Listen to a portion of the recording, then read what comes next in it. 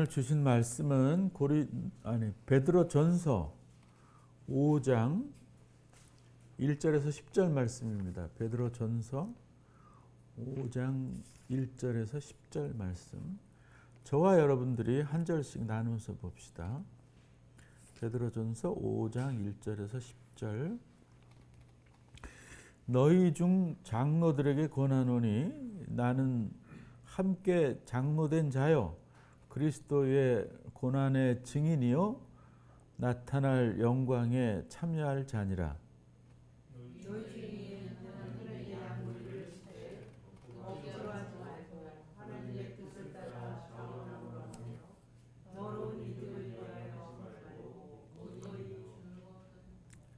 맡은 자들에게 주장하는 자세를 하지 말고 양무리에 본이 되라.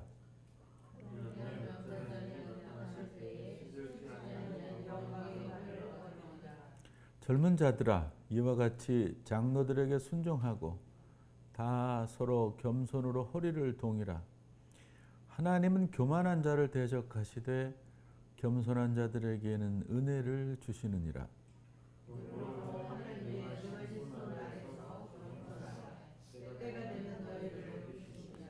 너희 염려를 다 주께 맡기라. 이는 그가 너희를 돌보심이라.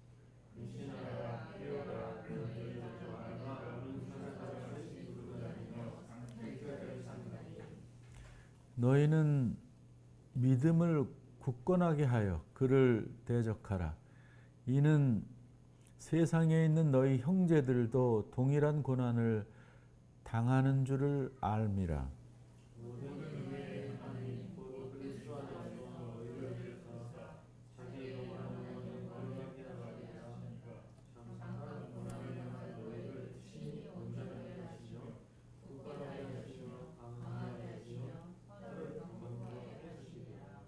아멘. 찬송가 435장. 아멘.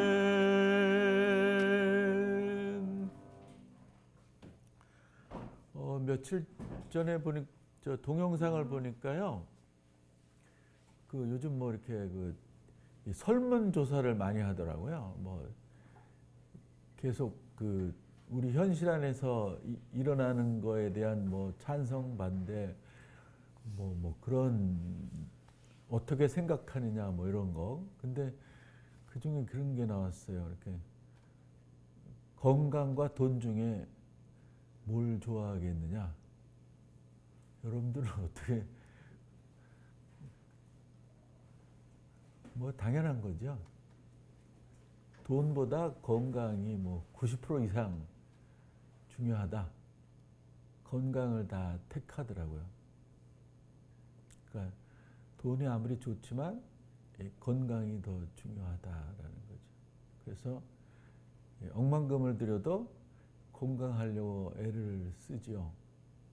누가 못 고칠 병이 들었다 싶을 때 그냥 어디 안 다니는 곳 없이 다 다닙니다. 돈은 생각하지 않고 살고 있는 집까지 팔아가면서 건강을 찾으려고 애를 씁니다. 그만큼 우리가 세상을 살아가는데 육신적인 건강이 매우 필요합니다. 그런데 우리가 까먹는 게 있어요. 정신적인 건강, 영적인 건강, 또 기독교인다운 신앙의 건강이 매우 필요한데 그거에 대한 관심은 매우 없어요. 왜냐하면 피부적으로 다가오지 않기 때문에. 다시 말하면 기독교인이라고 하지만은 하나님과는 썩 그렇게 교통하는 것 같지 않기 때문에 그런 거예요. 이렇게 교감이 없으니까, 예민하지 않으니까 이 신앙적 건강에 대해서는 관심이 없다라고 할 수 있습니다. 그런데 이 건강 관리가, 육신적인 건강 관리도 중요하지만 영적인 건강 관리가 중요합니다. 특히 우리 이 기독교인에게는 육신적인 건강보다는 영적인 건강이 더 중요하다라는 거죠. 왜냐하면 우리가 병에 걸려서 인생을 짧게 살건 병에 안 걸려서 인생은 길게 사는 거는 신앙 안에서는 관계가 없어요. 왜냐하면 짧게 사나 길게 사나 그리스도 안에서는 별 의미가 없거든요. 그래서 우리는 일찍 죽은 사람을 인간적으로 안 됐어 하지만 영적으로 볼 때는 그렇게 썩 의미가 없는 거예요. 하루가 1000년이 같고 1000년이 하루가 같고, 우리가 정해놓은 하루, 한 달, 1년 이런 거는 신앙 안에서는 의미가 없거든요. 다만 하루를 살아도 우리가 그리스도의 그 사건을 얼마나 중요하게 생각하고 그 사건 안에서 얼마나 감사하며 기쁘고 즐겁게 사느냐가 문제인 겁니다. 건강관리 중요한데 영적 관리 중요하다고 했는데 우리는 영적 관리를 잘 못한다라고도 할 수 있어요. 육신의 건강보다는. 육신의 건강이 없을 때는 건강 체크도 많이 하고, 저도 그렇지만 약도 많이 찾고, 또 요새는 건강식품이 정말 효과가 있는지 없는지는 잘 모르겠지만 엄청 많아요. 요새는 관절약하고 무슨 남자에게 좋다 그거를 이 케이블 TV에서 어마어마하게 선전하더라고요. 이렇게 유명하지 않은 케이블 TV는 그걸 한 20분 동안 선전하더라고요. 짜증나서 못 보겠더라고요. 그래서 딴 데 틀고 그러는데, 하여튼 이 건강 관리가 매우 중요합니다. 제가 본의 아니게인지는 모르겠는데 이 관상용 그 식물과 물고기와 동물이 있어요. 3가지가 있어. 개와 어항과 이 식물들. 이 관리 이게 보통 어려운 게 아니에요. 특히 어항. 너무 관리가 어려워요. 지금은 조금 나아졌어요. 근데 사다 놓으면 죽고 해가지고 집사람한테 몇 번 제지를 당해서 그만 살아. 근데 요즘은 거의 안 죽어요. 제가 관리를 열심히 잘해서 그런지 기름도 뜨고 이러고, 하여튼 힘들더라고요. 관리하기가. 애완동물도 마찬가지고, 식물도 물 제때에 안 주고 바람 이렇게 맞으라고 창문 안 열어주면은 되게 힘들어 하더라고요. 오늘 말씀 제목을 고민하고 관리하자 이렇게 얘기했어요. 오늘 성경 말씀은 목회자들에게 하는 말씀입니다. 목회자들이 어떻게 해야 된다. 그러니까 성도들에게 어떻게 해야 된다. 그러려면은 네가 자신이 어떻게 해야 된다. 이렇게 둘로 나눠서 얘기합니다. 그러니까 5절까지는 성도들을 대하는 태도라고 할까요? 그런 내용들인 것 같고, 6절 이하에서는 목회자 자신이 어떻게 준비해야 되는지를 얘기하는 것 같아요. 근데 또 여기서 좀 확장을 해서 목회자만이 아니라 우리가 그리스도인으로서 또 어떤 이 세상살이를 해야 되는지도 이 말씀을 통해서 깨달음을 얻을 수가 있는 겁니다. 2절부터 보면 양머리를 억지로 치지 말되니까, 목회를 억지로 하면 안 된다. 그러니까 나의 뜻을 하나님의 뜻으로 이렇게 일부러 바꿔가지고 성도들을 괴롭히고 부리고 이러면 안 된다. 그러니까 억지로 말고는 자의적으로 자기 뜻으로 하지 말라 이 말이고, 하나님의 뜻을 따라 자원함으로 하며 더러운 이득을 위하여 하지 말고 기꺼이 하며. 이게 매우 중요한 얘기들이에요. 근데 이게 지금 시대의 목회에서는 다 배제되어 있어요. 네? 하나님의 뜻을 따라 자원함으로 더러운 이득을 위하지 말고 기꺼이 하며. 기꺼이 하면 자원함으로 하면과 이렇게 연결이 되긴 하겠지만요. 근데 요대로 우리가 목회를 하고 또 우리가 그리스도인의 삶을 살아야 돼. 맡은 자들에게 주장하는 자세로 말고 양무리의 본이 되라. 다시 말하면 내가 스스로 그렇게 함으로 그들이 나를 보고 따라하도록 하라 이 말이에요. 막 나는 안 하면서 성도들에게는 하라고 그러고 뭐 이러면 안 된다 이 말이죠. 그러니까 개 엄마처럼 하면 안 되는 거지. 개 엄마처럼. 개 엄마가 자기는 옆으로 가면서 아들 딸에게는 똑바로 가 똑바로 가 뭐 이러는 거랑 똑같은 거죠. 그러면 안 된다 이 말이지. 그래서 강조하는 것이 이제 겸손입니다. 겸손. 겸손으로 허리를 동이라. 서로예요. 서로. 그러니까 다 같이 함께 겸손해야지 일부만 겸손해서는 공동체의 아름다운 모습이 나타날 수 없다라는 그런 말씀인 거죠. 하나님의 능하신 손 아래서 겸손하라. 때가 되면 너희를 높이시리라. 베드로가 때가 되면 너희를 높이시리라 이렇게 얘기하는데 저는 그렇게 말하고 싶어요. 때가 되면 너희를 높이시지 않아도 겸손하라. 그러니까 많은 사람들이 그런 조건을 달아서 그 조건 때문에 막 겸손해야 된다라고 얘기하는 분들이 있는데 그냥 겸손하는 거예요. 하나님이 높이시든 마시든지 그게 진짜 겸손인 거예요. 아, 하나님이 분명히 어릴 땐가 높여주실 거야. 그러니까 우리가 겸손해야 돼. 이 말은 적합하지가 않아요. 그냥 겸손한 거예요. 높여주시든지 더 낮게 될지 몰라도 미래에 대해서 어떤 기대를 하고 현실을 사는 거는 뭐 별로 안 좋아요. 우리가 천국을 소망한다 그러잖아요. 당연히 소망해야지요. 그러나 그 조건을 가지고 현실을 열심히 사는 건 아니에요. 내가 천국 가려고 열심히 사는 건 아니에요. 내가 열심히 살았지만은 하나님이 나를 천국으로 안 보냈어. 그래도 감사해야 되는 거예요. 안 보낼 리는 없지만 제가 말씀드리는 뜻을 잘 이해하시기 바랍니다. 염려를 다 주께 맡기라. 이는 그가 너희를 돌보심이라. 우리가 세상적 염려들이 많이 있어요. 그런 것들 때문에 제대로 된 신앙생활을 하지 못한다는 거죠. 아까 얘기한 대로 이 세상적인 뭐 육적인 건강을 염려하다 보니까 영적인 건강을 놓치고 있는 거예요. 그런 것들도 다 하나님이 맡기면 다 인도해 주신다라는 그런 믿음으로 베드로 사도께서 얘기하시는 거예요.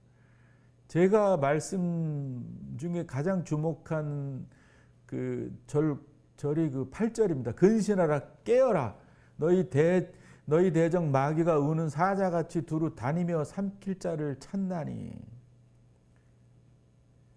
그 우리가 영적으로 관리가 제대로 안 되면 우는 사자같이 마귀의 형상으로 세상의 모든 것들이 우리들을 넘어뜨리려고 한다 이 말씀인 거죠. 그러니까 우리가 깨어 있으라. 깨어 있으라. 근신하라. 이게 관리하라 이 말이에요. 영적 관리를 제대로 잘하라. 그러기 위해서는 어떻게 해야 되냐면은 고민해야 돼요. 고민해야 돼. 내 신앙의 모습을 철저하게 객관화시켜 놓고 확인해 봐야 되는 거예요. 내가 하루를 잘 살았는지 고민해 봐요. 고민. 확인해 봐야 되는 거예요. 그냥 무턱대고 하루 잘 살았지 감사합니다 이게 아니라 순간순간 시간 되돌아보면서 성찰을 해보는 것이 굉장히 중요해요. 그리고 고민은 어떤 거냐 하면은 어떻게 내가 하나님의 뜻과 섭리에 맞게끔 살 것인가라는 고민을 하는 거예요. 안 살았다면.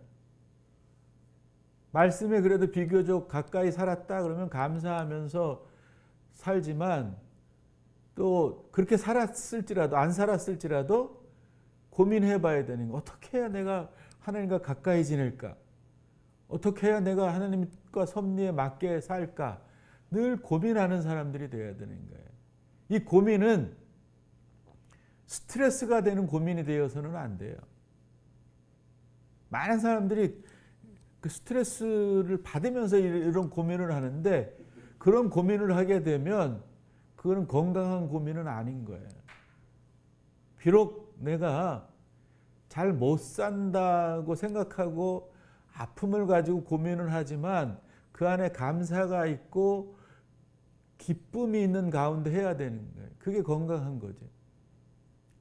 막 스트레스가 쌓이고 막 짜증이 나고 신경질이 나고 내 신앙이 왜 이따위야? 뭐라 그럴까요? 내가 이 수준이면 안 되는데 막 이렇게 그 어떤 그 자기 의지를 가지고 해서는 안 된다 이 말입니다. 늘 의심해야 되는 거예요. 내 신앙을. 내가 잘하고 있나? 의심하지 않는 사람은요, 신앙이 성장할 수가 없고 하나님과 친밀한 관계 속에 살아갈 수도 없고 세상의 소금과 빛으로 살아갈 수가 없어요. 그리스도의 향기를 나타낼 수가 없어요. 항상 의심해야 돼요. 자기 부정을 해야 돼. 자기 부정. 그래야 내가 부단히 애써 노력하면서 하나님의 뜻과 섭리를 따라가려고 애를 쓸 수밖에 없는 거예요. 건강한지 안 건강한지 확인하자 이 말인 거예요. 그냥 내버려 두면 변질하게 되고, 아까 사도 베드로가 하신 말씀처럼 마귀가 우는 사자같이 우리를 두루 다니며 삼켜 버린다 이 말이에요. 다시 말하면 우리가 망가진다 이 말이에요. 이단에도 속해서 자기도 망가지고 가족도 고통을 주고 이런다 이 말이에요. 그러니까 우리가 어떻게 관리해야 되느냐? 기본적으로는 우리가 세상 살면서 정해놓은 상식 있잖아요. 상식, 일반 상식. 그걸 넘어서는 거는 굉장히 의심하고 문제 삼아 봐야 되는 거예요. 어떤 은혜를 크게 받은 사람이 비상식적인 얘기를 해요. 말도 안 되는 신비적인 얘기를 해요. 그러면 의심을 해봐야 돼요. 그리고 확인해 봐야 돼요. 자기 스스로도 여러 방법을 통해서 하지만 전문가에게 상의하는 거죠. 어떤 사람이 이런 말을 하는데 도대체 내가 생각하기에는 상식적인 생각이 안 든다. 그럴 때 물어봐야죠. 그냥 그 사람이 말하는 게 막 신비하고 막 기이하고 엄청나서 그냥 홀딱 믿어버리면 그때부터 이제 인생 끝장날 가능성이 커요. 많은 사람들이 그 신앙적 신비를 믿는다고 하면서 반대로 이 상식적이고 과학적인 생각을 안 믿는 사람들이 있어요. 그러니까 예를 들면 그런 거예요. 병이 났으면은 기도하면서 병원에 가야 돼요. 근데 어떤 사람은 병이 나면 믿음으로 나아야지. 예수님이 만져주시면 날 텐데 믿음이 없는 사람이 병원에 가는 거지 이렇게 얘기하는 사람이 있어요. 그러면서 병이 더 악화돼 가지고서는 하나님의 마음을 더 아프게 하는 사람들이 있단 말이에요. 그건 안 될 말이에요. 그러니까 의술도 하나님이 주신 귀한 은사거든요. 그거를 충분히 우리들이 활용하면서 또 하나님의 신비한 능력을 바라면서 기도해야지 한쪽으로만 치우치면 안 돼요. 또 반대로 하나님의 그 신비하신 능력을 또 다 무시하는 사람이 있어요. 무슨 하나님이 고쳐주겠어. 그건 불가능한 일이야. 나에게 그런 기적이 있겠어? 있을 수도 있는 거죠. 그렇게 기도하면서 병원에 가야지. 기도도 안 하고 하나님이 이 일에 대해서는 관계하지 않으실 거야 이러면서 병원만 열심히 다니면 또 안 되는 거예요. 그 병이 또 그 의술로 나을지라도 말입니다.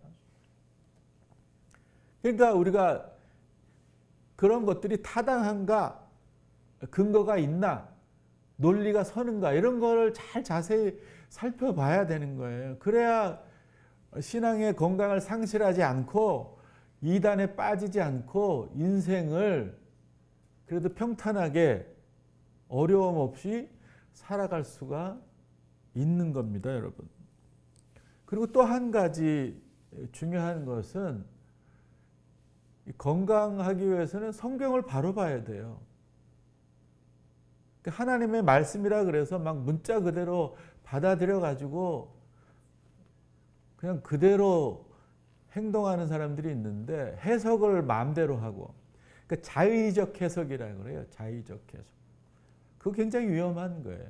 그리고 한 문장만 보고 해석하고 한 문장만 보고 하나님이 내게 말씀해 주셨다 하고 이런 건 안 되는 거예요. 또 더 안 되는 것은 하나님이 직접 나에게 말씀하셨다 뭐 이런 거 있죠. 그 대단히 위험하고 아주 안 될 거예요. 그렇게 말하는 사람은 멀리 해야 돼요.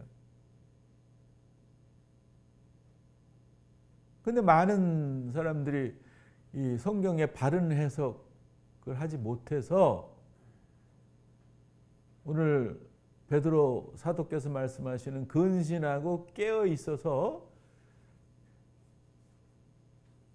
신앙적 건강관리를 제대로 못하는 사람들이 많이 있습니다. 그거는 또 우리 목회자들의 잘못이에요. 제가 그런 말을 한 적이 있어요. 중세 때는 성경을 안 주었어요. 성도들에게. 그냥 사제가 라틴어로 된, 그러니까 일반적으로 쓰이지 않는 그런 말로 된 성경만 자기네들만 보고 자기네들 마음대로 그 설교를 만들어서 성도들에게 가르쳐 줬어요. 이야기해 줬어요. 그러니까 아무것도 몰라요. 성도들은 무식해요. 지금은 성경이 우리 손에 있어요. 그러나 그 중세 때 무식함과 똑같이 무식해요. 왜? 성서를 바로 해석하는 방법들을 전혀 안 가르쳐 줬어요. 그러니까 다시 말하면 평신도들에게 신학을 가르쳐 주지 않았어요. 그러니까 무지할 수밖에 없죠. 그러니까 목사의 말에, 전문가라는 그 신학자의 말에만 따를 수밖에 없는 거죠. 그러니까 판단할 수 있는 근거가 전혀 없어요. 그러니까 엄청난 위험에, 영적인 파탄에 들어갈 위험에 빠져 있을 수밖에 없는 거예요. 우리 교회도 언젠가부터 평신도 신학을 좀 해야 될 것 같아요. 하나님이 누구신지, 예수님이 누구신지, 성령님이 누구신지, 성서는 인간을 어떻게 보는지, 죄를 어떻게 보는지, 다양한 주제에 대해서 우리가 좀 공부를 해야 될 것 같아요. 오후 시간을 활용하면 좋을 것 같기도 해요. 그래야 여러분들이 우는 사자 같은 마귀에 빠지지 않고 건강하게 기쁘고 즐거운 신앙의 순례의 길을 갈 수가 있는 겁니다. 더 나아가서 하나님에 대한 바른 이해를 해야 돼요. 하나님에 대한 바른 이해. 하나님은 누구보다도 무섭지 않은 분이에요. 근데 많은 사람들이 누구보다도 무서운 분으로 이해를 해요. 우리가 옛날에 반공 이데올리게 살을 때, 우리가 어리고 젊을 때 북한 사람들은 뭐 도깨비처럼 생겼는지 쇠뇌를 받았어요. 근데 아니더라고요. 보니까 우리랑 똑같고 사투리는 써도 한국말을 쓰더라고요. 마치 그런 것처럼 교회는 하나님에 대해서 너무 무서운 하나님, 처벌하시는 하나님, 하나님이 말씀하신 걸 안 하면 큰 고통을 주는 분, 뭐 왕, 통치자, 이렇게만 배워왔어요. 근데 그 하나님은 그런 분 아니에요. 엄마 같은 하나님이세요. 엄마 같은, 자비하신 하나님, 노하기를 더디하시는 하나님, 늘 우리를 끌어안으시는 하나님, 우리가 잘못해도 100번 잘못해도 1000번 잘못해도 10,000번 잘못해도 무조건 용서하시는 하나님이에요. 성서의 전체를 살펴보면 그런 하나님에 대한 오해를 풀고 바른 이해를 해야 돼요.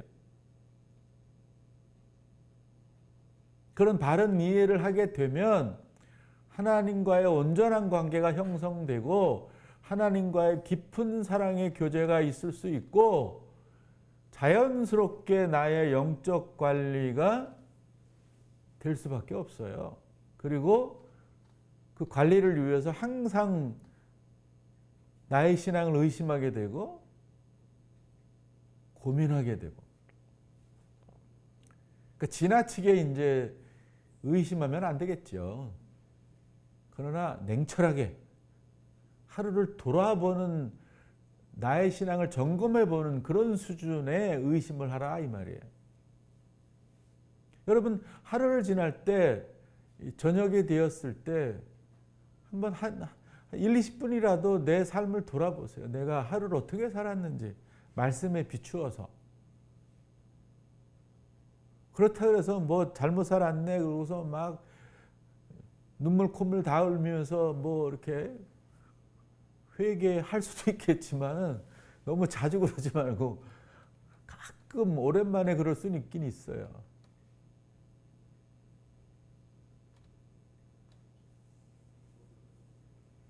그렇게 하게 되면 우리가 최소한의 신앙적 건강을 유지하면서 살 수는 있어요. 예수님이 그 제자들을 파송할 때, 그러니까 마태복음 10장이 제자 파송 내용이 있거든요. 거기에 오늘 말씀과 연결해서 제가 보니까는 뱀처럼 지혜롭고 비둘기처럼 순결하라 이렇게 얘기하고 있어요. 그래서 뱀처럼 지혜로워라. 그 창세기에 보면은 뱀이 간교하다 이 말이죠. 간교하다. 간교하다라고 거기서 쓴 그 히브리어의 어원이 똑같아요. 이 지혜로운 거랑 신중히 하라. 네? 분별력 있게 하라 이 말이에요. 그러니까 뱀처럼 지혜롭고 분별력 있게 살아라 이 말이에요. 그게 여기 말하는 깨어라 근신하라 이거랑 똑같은 거예요. 제가 아까 말씀드린 대로 의심하고 고민하라 이게 똑같은 거예요. 그래야 우리의 건강이 관리가 잘 되는 거예요. 사랑하는 성도 여러분, 육적인 건강관리 꼭 해야 됩니다. 그러나 더 중요한 기독교인의 건강관리는 기독교적 영적 관리예요. 내가 건강하게 신앙생활을 하고 있는지를 잘 의심해 보면서 어떤 부분이 모자란지 그거를 잘 채워넣을 수 있도록 우리의 육적, 영적 관리를 한몫에 잘하는 성도로 살아갔으면 좋겠습니다. 기도합시다. 자비하신 주님, 오늘 우리가 신앙적 관리를 잘 해야 됨을 말씀을 통해서 들었습니다. 이 험한 세상 속에서 건강하게 살기 매우 어렵습니다. 육적인 건강 챙기면서 살기도 어렵지만 영적인 건강 챙기면서 살기 어렵습니다. 우는 사자처럼 마귀의